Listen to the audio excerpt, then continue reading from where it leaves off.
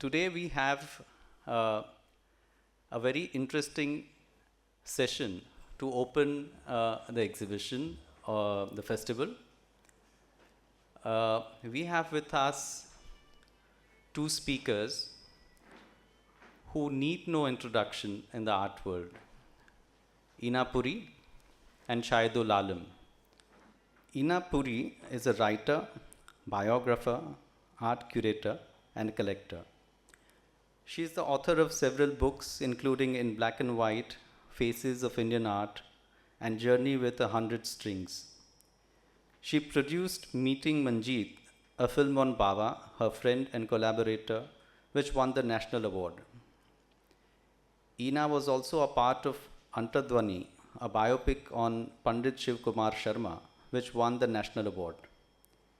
She then went on to publish a pictorial memoir on Pandit Shiv Kumar Sharma titled The Man and His Music. Her journey has seen her take on editorial roles in some prominent publications. Her last book is Raghu Rai's Kolkata, the distinguished photographer's fascinating narrative of the city and its people. Ina's 4-decade-long engagement with the arts embraces everything from tribal art and folk theatre to contemporary performing arts, visual arts, and literature. Her recent projects include curating eminent Bangladeshi photographer Shahidul Alam's exhibition across India, including at the Kochi Biennale. She is releasing a book on his work. Ina has also begun work on a landmark museum project focusing on Bengal, her home. Joining her from Dhaka is Shahidul Alam. Alam was born in Dhaka in 1955. He was the Time Magazine Person of the Year 2018 and the National Geographic Explorer at Large. Photographer, writer, curator, and human rights defender, Shahidul Alam received the highest national award given to Bangladeshi artists. Obtaining a PhD in chemistry before switching to photography, Alam continues to document the struggle for democracy in Bangladesh. A global public speaker, Alam has exhibited in the Museum of Modern Art, Centre Pompidou, and Tate Modern. A professor at RMIT and Sunderland Universities, an honorary fellow of the Royal Photographic Society, Alam received an honorary doctorate from the University of Arts London in 2022. He has chaired the international jury of World Press Photo. John Morris of Life magazine described his book, My Journey as a Witness, as the most important book ever written by a photographer. The Tide Will Turn featured on New York Times list of best art books of 2020. An institutional builder, Alam set up the Dark Photo Agency, Pathshala South Asian Institute of Photography, Chobi Mela International Festival of Photography, and Majority World Agency. He also introduced email to Bangladesh. He was arrested in 2018 for criticizing his government, but released on bail following a global campaign. After we finish the conversation, the house will be open to take questions. And now I hand it over to you, Ina. Thank you. Thank you. Thank you so very much, Anuj, also for inviting us. And I think I speak on behalf of Shahidul and myself when we say that we're very grateful to NavajivanTrust for inviting us. I guess it all began when Anuj visited our exhibition, the retrospective exhibition of Shahidul Alam in Kolkata. You specially came and you saw the show, and then after that we got into discussions, and that's how this exhibition happened. And incidentally, where Singed But Not Burnt is concerned, we've been traveling that show. It's on in Kochi at this point of time. But where this particular show here is concerned, it was specially curated for the project that you have put together. Sarvodaya in practice. Briefly, Vinoba Bhave had used the term Sarvodaya to center the need for self-determination and equality at all strata of Indian society. Equality, however, continues to be an elusive practice. In this selection of photographs, Shahidul Alam demonstrates how Sarvodaya can be implemented in our everyday lives and actions no matter where we live. In the densely inhabited area where it is situated, Marina Tabassum's Beit ur Rouf Mosque might reference past religious architecture, but its thinking encompasses the modern, and its wide open entrances encourage not only women but also people from different faiths. Alam's images focus on this inclusivity and openness. The defining moment, perhaps, is the figure of a woman who is caught through the fissure of the brick walls. She's caught unawares, smiling at an invisible companion. Elsewhere, older men pray while young boys play within the mosque, unimpeded. The next series, devoted to Hazera Begum, is a portrait of a woman Alam had befriended and whose life he documented over time. Abused and beaten as a child, Hajera earned her living as a rag picker and then as a sex worker. To her own adversities, she reacts with strength. Hajera decides that she will make a difference to the lives of other sex workers and creates a self-help group for them and later a creche for their children. Supported by volunteers, she is able to school the little ones and make sure each child is provided with an education so that they can fend for themselves as they grow up and live with dignity. While Shahidul Alam's vast archives have photographs focusing on the brutalities of war, corruption, politics, and casualties of both man-made war and climate change, the images selected for the NavajivanTrust are hopeful, they are compassionate. There is still time, is the message, to be inclusive and embrace the others with love. Shahidul, coming to the images that we have selected for this exhibition, I thought I'd begin with the section on Hajira. This is an exhibition that I had seen in London. It was titled Hope. When you had shown these works in London. And since then, the show has traveled to Beijing, Milan, Shanghai, Dublin, etc. Artists often strive to create their signature, a unique visual style that they are recognized for. You, on the other hand, have been rather iconoclastic, deliberately breaking away from a visual form, even if it has brought you success and recognition. Why is that? There's a long story. I'm not sure how much scope we have for that. My work was largely documentary. It was when I was following the fall of Ershad, or at least attempting to bring down this General Ershad. And I was doing classical documentary photography, black and white, using more or less the classical form. Because the general was still in power, I was trying to show a body of work on the 10th of November 1989.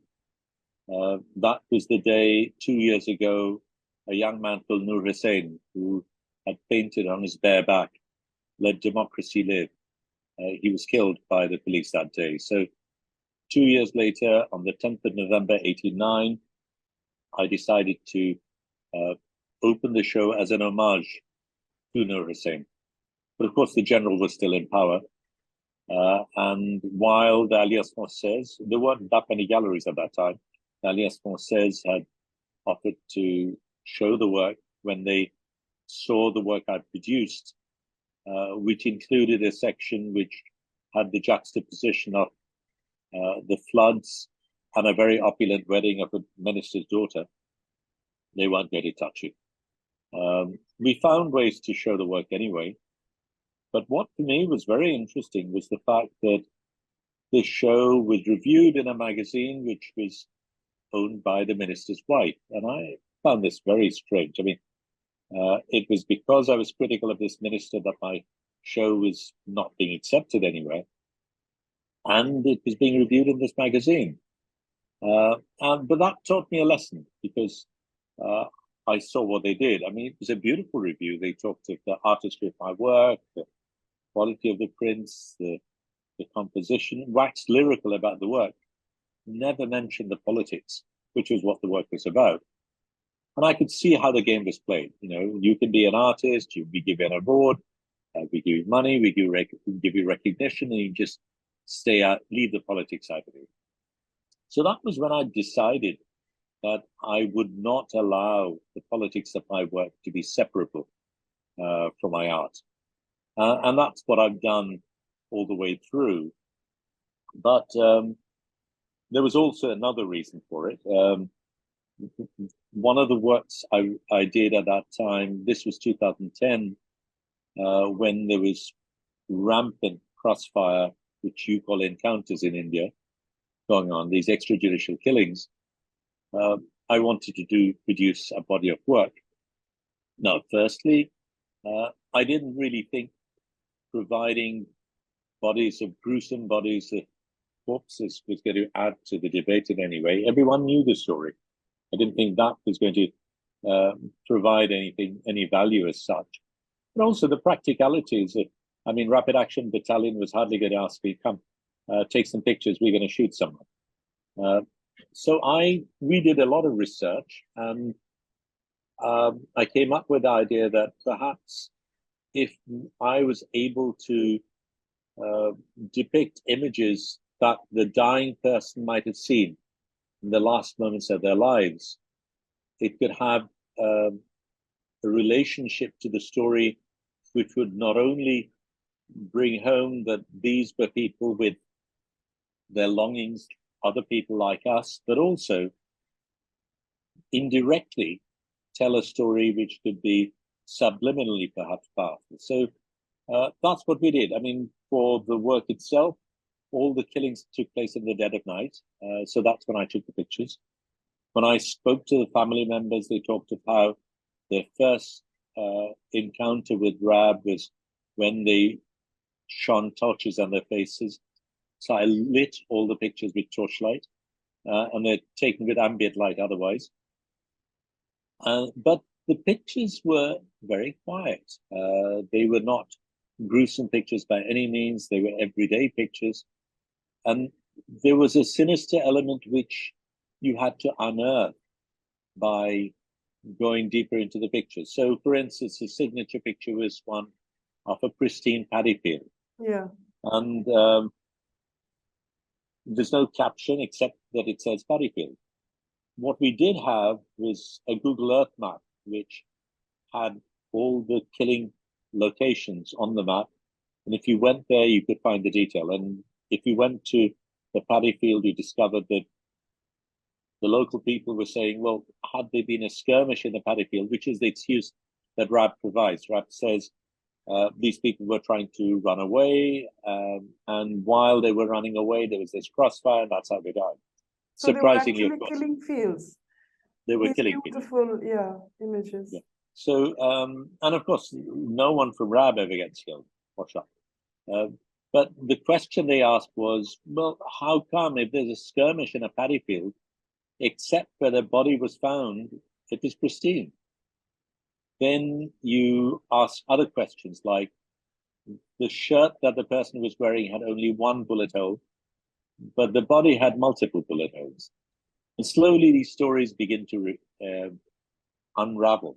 And that's how it goes with every image. Every image actually requires you to look behind a very quiet image and find the sinister story underneath. And in approaching this image, there is no way you can escape the fact that a very gruesome murder by the state has taken place. And that's how we've tried to do it. I mean, later, when I showed Kalpana's Warriors, which you showed in Delhi, We showed That in was Delhi part and Calcutta, yes, later. and Kolkata, yes. Yeah. That was part of a trilogy. Kalpana was abducted in the middle of the night on the 12th of June, 1996, and has never been found since. And in unpacking that story, what I did for the first one, which opened on the 12th of June, 2013, was I walked along the path that Kalpana had been taken away on and collected objects along the way. The investigation is still ongoing, apparently, and they've never found any evidence so far. They've, of course, scores of eyewitnesses, but they've ignored the version of the eyewitnesses. So I decided I would use a pseudo-forensic technique to interrogate the silent witnesses who had watched Kalpana on her last journey. So these were macro photographs taken using a specialized microscope at the Brain Institute in Brisbane. But what I also did, for instance, was using that microscope, I shifted focus. And at very high magnification, you have very shallow depth of field. So when you shift the focus, only a certain plane is in focus and the others are not. So I've got multiple frames at various depths, and I put it in a video loop. So it looks as if the bark that I'm photographing is breathing. And I, along with that, use the sounds of the forest. And we've used many little things of this sort to, in a sense, animate these witnesses who we're going to be witnesses. In 2014, on the 12th of June, we started the next show, which had Kalpana's artifacts, everyday objects, books, and things like that, in a way trying to bring life to this woman who was not there. Now, photography is a very good medium, very effective medium for photographing what is in front of you. It's not as good at depicting what is invisible.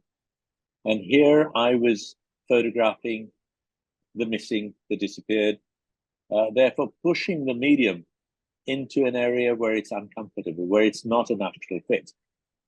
And for me, that exploration itself was, from an artistic point of view, interesting, but also from a political point of view, it was trying to give visual form to something a story that is hidden from us, that is eroded, and that's what I was trying. But on the last version, which is the one that you showed in Delhi and Kolkata, what I did was, based on a conversation I had with Kalpana's brother, Kalindi Chakma, and he was talking about how when she was abducted, she was having an argument with this lieutenant about why the military had burned their villages. So I decided to use fire to produce these images. In Kalpana's home, they just had these straw mats. It's very bare, very Spartan. There are no other furniture almost, except for these straw mats. So I decided I would use the straw mats as my canvas. And I wanted to use fire to produce these images in response to the fire that the military had used to burn the villages. And there I went to another campaign that we've been working on the garment factories. And I took a laser device used in the garment factory for etching jeans, which many people wear as torn jeans. And I developed an algorithm for converting my 16-bit digital files into 1-bit line images, and developed also a particular way of photography which allowed the mats to be burnt, but still provide a pictorial version as opposed to the line images that would ordinarily be produced. And the way I was doing this required me, as I say, firstly, to produce a methodology whereby you could not approach the art without engaging with the politics behind it. But also, it was a form of expression that allowed people to engage with the work in a very different way. When we showed Kalpana's warriors in our gallery, as you enter the gallery, it's completely dark. So your first experience is the smell of the burnt grass. And then the lamps are lit, the candles are lit one by one. It's performative. It's lit by the warriors who campaigned for Kalpana's justice. And then we read out a very powerful poem written by an indigenous activist, which is read out by the audience. And then together, it's almost chant-like. And it produces a very, very powerful response. And these exhibits actually have been by far the most effective ones that I've ever done. And to me, it was revealing that what I was unable to do through conventional photography, very good conventional photography in some cases, but I was able to, in a sense, penetrate far deeper into people's consciousness with this different form of expression. And I've decided since then, with every show that I do, that I explore those options and try and find methods of intervention that will bring impact. And at the end of the day, my work is about achieving goals. I'm not someone who produces pretty pictures for the sake of it. I produce pictures because they work. If tomorrow they fail to work, I give them up, pick up something else. So at the end of the day, it is the impact that the work has that is my only concern. And I will use whatever means necessary. Coming to Hajira. Hajira's work is, of course, something that I've known for a very long time. I actually got to know her when I started a project called Positive Lives on HIV and AIDS. That was a time when there were all these horror stories about HIV and AIDS, about injections in cinema halls and everything else. You know, you had this huge stigma about HIV and AIDS. And there was a group of sex workers who were distributing condoms in the Parliament House grounds. That was their beat. That's when I met Hajira, a lovely, vibrant, buoyant woman. I met her team, and we became very good friends. So they would come to our house, stay with us sometimes, which is quite unusual because in middle-class homes, usually you don't have access to sex workers in that form, and certainly not as friends. So we developed a very different relationship in that sense, and we've stayed friends ever since. And what happened was it was Facebook actually, who were looking to see how they could change storytelling modes. And a friend of mine, Steve Riley, who is the one who launched iPad, he was then working with Facebook, and he was able to convince them that it was the photographers who really knew the stories. Generally, someone identifies a story and sends a photographer out to take the story, to depict it. And Steve's version was, and I agree with him, that it's the photographers who really know the best stories. They're the ones who are in it. They know the nuances. So 3 photographers, Pablo Veras, Coral Vegas from Ecuador, Raghu Rai from India, and myself, the 3 of us were commissioned by Facebook to photograph a story that they thought was important. The others did their stories. I decided Hajira's story was the most important story to talk about. The interesting thing is, both the stories actually in the gallery were taken in about 24 hours each. So there are very tiny slices of life which work, I think, because of the thought process behind it. And in Hajira's case, I just stayed. I love kids anyway, and I stayed with them and photographed them that day. And my relationship with her is very, very warm. What had happened in her case is she was working with an NGO that she and her sister had set up called Durjoy, and they were helping other sex workers. And they were running a workshop, and there was this person in an NGO who, once he discovered she was a sex worker, refused to be part of that group. This upset her very much because whenever we'd meet, whether it was in the street or in a home or wherever, we'd hug each other. And she could relate to the fact that I would hug her in public, knowing that she was a sex worker and other people knowing she was a sex worker. And for her, that was an acceptance that was very, very important. And she felt that others like her and the children who would be growing up who didn't have that opportunity would not be accepted as one of us. And that is what she wanted to do. And that's how she set up this place. And whenever I've visited her, I've, tried to ask questions about, how she's getting on, whether she gets paid or not. She doesn't give herself a salary because she says, look, when my children eat, I eat. And I have 40 kids calling me mom. What more can I ask for? Exactly. So, she's no more. She is. No. She's still there. She's there, very much there. But what has happened is a very sad thing that we had been saving up money for her to buy some land, because landlords, once they discover that she's a sex worker and what she's doing, don't want to give her space, and she goes from one place to another. And we thought she needed a perfect permanent home.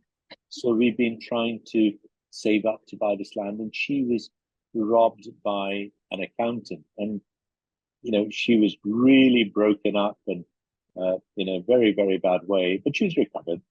But she lost her life savings. All the savings. Yes, she lost her life savings. That is right. Yeah. Because, and that's the irony. She says, I've lived the life as a sex worker. I've had a very rough time, but poor people have never cheated me like this, as the literate elite of my country have done. That's irony. And Shahidul, coming to the other section, the Marina Tabassum's mosque. You're photographing a different kind of space, which is around, it's in the suburbs of Dhaka. Yeah, in the outskirts of Dhaka. And here it is slightly different, as you've alluded to, because in the other versions, not so much in Hajira's work, because that's a more classical documentary, but in Kalpana's Warriors, the trilogy, in Crossfire, and other work, I've tried to play with the vocabulary, develop a different vocabulary as that story demands. And I felt that each story required a different treatment and approach. And I've sometimes learned anew to try and find that form of expression. But in this case, I looked at space itself, the politics of space. Initially, the interest for me was because the mosque had been designed by a woman, the land had been donated by a grandmother, and within such a patriarchal space, for women to play this role, particularly when in Bangladeshi mosques women are not allowed to enter, to me was an irony that I need to, in some way, tackle. Also, in many conservative spaces, photography is considered haram. In many homes, when people die, the photographs are turned around. So when people are praying, they're not confronted with photographs. The concept of iconography, the concept of hero worship, I can understand, but photography being haram in Islam doesn't make sense. I mean, Islam is far older than photography ever was. So that couldn't have been the time when they were banning it for a start. So this is a modern interpretation of it. But I want to challenge that perception of a space being in itself sacrosanct to the extent that certain art forms couldn't cohabit it, that certain genders couldn't cohabit it. So it was that politics of space that I tried to attack there. Shahidul, I visited this mosque. When I was there in Dhaka, I visited this mosque, and 3 little children, they were Hindu kids, by the way. They were playing cricket outside. They came rushing in, not to pray, but to play inside because it was a hot day. They drank some water, and it's open to just anyone who cares to walk in. So that was quite amazing, actually. No, absolutely. So it is that openness. But it's still run by a masjid committee, and they have the rules. When I first approached the idea that I would do a photographic exhibition inside a mosque, I mean, people just said, no way can it be done. I'd done exhibits in temples, in synagogues, in churches before, never in a mosque. But I, of course, as I explained, had a particular reason for doing it as well. So I had to then convince the mosque committee to allow me, A, to photograph in the mosque, and B, to exhibit within the mosque. And what I did essentially was I went back to history and literature. And the Prophet's Mosque in Medina was far more than a place of worship alone. It was an education center, it was a health complex. He sheltered women there. He received state dignitaries. There was an art group from Abyssinia who had come to perform, and they weren't finding a place where they could perform. So the Prophet said, perform in my mosque. So in a sense, that was the first exhibition space, if you like. And I was able to present these arguments to the mosque committee and basically say to them, look, I want to take your mosque to where the Prophet had intended to be. And that was a strong argument, and they went along with it. But there were problems. I mean, while they agreed, just before we were going to have the show, Marina rings me and says, Shahidul, there's a problem. The local political group think we're overstepping our space. It's their territory, and they decided we can't do it. And, I've worked very hard to build this community. Sorry, I can't take that risk. So fair enough, we decided then we would show it in the cricket field that you were talking about, just next to the mosque, which is also part of the mosque compound. And we were setting things up there. But while we were doing that, the kids, the women, they all come up, they love the work as we're laying it out and say, why aren't you showing it in the mosque? I said, you tell me. So they took it inside the mosque and they set it up there. And as we had agreed at the opening, we had people of all genders, of all sexual bents and all religions coming together, many of them who'd never entered a mosque before. And that was quite special. There are many photographers and lots of people here in the audience, Shahidul. So I am going to ask Anuj to invite friends who all, I guess, have some questions to ask. You have to switch that on. Yeah. Hi. Can you hear me, Shahidul? Yeah, loud and clear. Yeah. So I have a small question.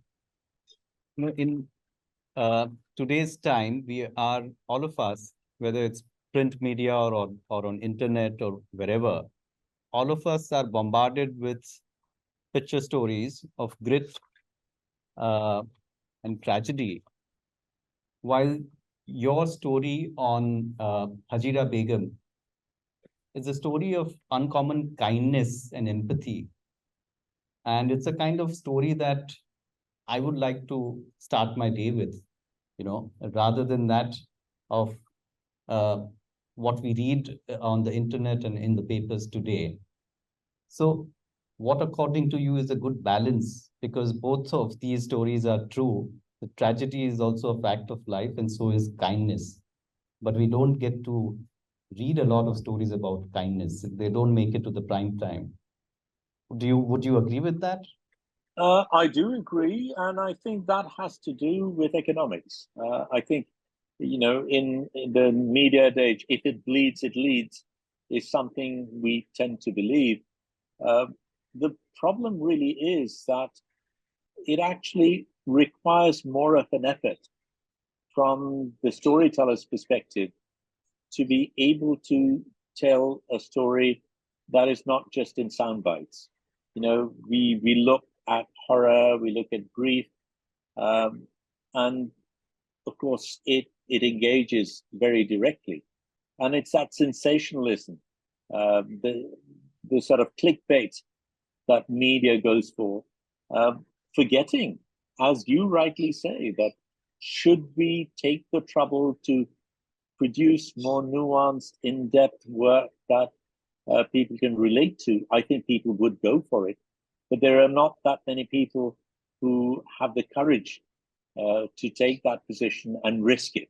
The sensational, dramatic image is an easy one to do and is an easy one to sell. And I think the latter one is the more relevant criteria, because a lot of what gets shown and distributed is about, it's about eyeballs, it's about numbers, it's about, how many visits you get. Quieter stories, in-depth stories require people to stay on with the story for longer. And I suppose, to be honest, cultures have shifted and we've moved away from the long form. But I think you will recognize in India, for instance, publications like the Caravan produce serious long form stories which people do like and appreciate. But it requires a sort of commitment that not everyone is prepared to make. I'm losing you. Could you hold the mic a bit closer, perhaps? Prashant, do you want to come and sit here? Shahidul, this is Prashant Pandya. Hi. Oh, hi, Prashant. Hi. Yeah. Can you hear me now? Yeah, loud and clear. Okay. So I was taking up from where you left off on about politics and art. There is, apart from the fact that there's kind of a right-wing shift and kind of a suppression of any kind of politics in art, but do you think that our contemporary photography practice also is kind of avoiding a kind of political discourse in the work that we are producing, with the kind of emphasis on the kind of modern themes that are sort of all current in photography? I mean, the traditional photojournalism and documentary photography, politics and art are there, but in the actual sort of in the art space and photography, what do you think is happening there? Well, firstly, I'm probably the wrong person to be asking it. It's a very pertinent question, but I'm probably the wrong person to be asking it, because I came into photography because of the politics. I had very strong political views. I was looking for the best weapon at my disposal, and photography was it. So I took on photography because it is a strong political tool. For me, it wouldn't make sense to use it otherwise. And, producing pretty pictures for me is not meaningful in itself. I will produce a pretty picture if I feel that the aesthetics is necessary for creating that engagement, but for that purpose and not for the sake of producing a pretty picture. So, as I say, I'm probably the wrong person, because I think if my work is not politically effective, I have not produced effective work. I'm not bothered about how beautiful it is or how much it sells for. It's not done what it was primarily intended to do. So that continues to be why I do it. Now, I'm not suggesting that has to be everyone's motive. There are people who produce pretty pictures because they like pretty pictures, and that's fine. There are many forms of conceptual artists who produce other things, which are also okay. My concern is elsewhere. My concern really is that a lot of what is being produced because there is this perception that this is what the market needs at a particular time. And photographers are regurgitating what they think they are required to produce for a particular market. And as that shifts, they shift too. And I can see that. I mean, there was a time when you had these desaturated, wishy-washy pictures particularly from Germany, that was coming in, and everyone was doing it. Then there's a whole, there's a deadpan school, and then everyone does that. And it's as if someone has written, it's almost like, following the Bible or the Quran or whatever. Not that I want to be derogatory about books, but it's an unthinking way of producing them. I think, photography lends itself because of the implied veracity of the medium, because photographs are so powerful, because photographs can elicit such a powerful response. And that is why I took on that tool. And for me, to do it any other way doesn't make sense. But I recognize that others may have very different perceptions about photography, and good luck to them. I have no problems with that, and I will appreciate good work whether or not I agree with it or like it. But for me, the problem is not so much whether they're political or not, but whether they are being produced on the basis of a mass production mechanism, a Ford factory, output. I think if sensitive photographers find reasons for producing images that are meaningful to them and have meaning to the people, to their audience, that's okay. I don't really have a problem with that. I do have a problem with people who consider political work to be passé, and that it is somehow old-fashioned to be still producing politically engaged work. I think that's a very shallow way of seeing it. What I would like to look at is far more nuanced forms of expression, and politics is not simply with a big P. The personal is political, and a lot of the work that I do is about interpersonal relationships in a very small way in my own community, which also need to be dissected and understood. We are witnesses of our time, and as effective witnesses, I think we also need to be anthropologists, sociologists, historians, politicians. Speaking of witnesses of our time, Shahidul, I think that you would have enjoyed the exhibition that is on at NavajivanTrust very much, because there are wonderful photographers participating. But I thought, Sudharak Always' work is also part of this exhibition. You're aware of his work, and of course, you've seen Sudharak's work. I've seen Sudharak's work. We've shown it at Chobimala. I nominated him for National Geographic All Roads, which he went on to win. So, and Sudharak is someone I admire a lot. So, Sudharak is a part. In fact, I was hoping to meet him this evening. So, you met Prashant, Shuchi is here. Jyothiman Mukherjee is coming in from Kolkata. Some very interesting work, including the work of Dave, Amit Dave, who has been documenting times of the pandemic. Not very pleasant pictures, but very brave, I think. And, hats off to him for, doing it the way he has. No, I mean, you gave me a brief look the other day. It was too brief. And hopefully I'll get a chance to see the work. Suchi, hi. Of course, some of the others might also be aware that I'm persona non grata in India, and I'm sure I'll be there for some time longer yet. I managed to bring you in once. You did smuggle me in once, yes. In Delhi, during that time, he had put up the Kalpana's Warrior Show in Delhi. But of course, after that, Kolkata, Kochi, Ahmedabad, twice, in fact, have not been successful in bringing you over. But any more questions, Anuj? There is something I'd like to talk about while you're thinking of questions. It relates to the Hajira show, and that is, as you say, it was on a global tour after it opened at the V&A in London. And, of course, I, as a photographer, was interested in showing the work to a wide audience.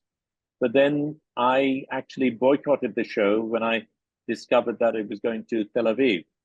And for me, that was very important. When the show is about hope, when I remember that many children who were killed during the Israeli aggression then, and of course, we now know about the Al-Aqsa attack yesterday, and that since so many more have died since Nakba, ironically, it was only Gideon Mendel who'd been through apartheid in South Africa, and myself, who withdrew. Everyone else, all the other artists, were happy to show in Tel Aviv because that's a place where prints sell very well. And so again, we have all these conflicting interests.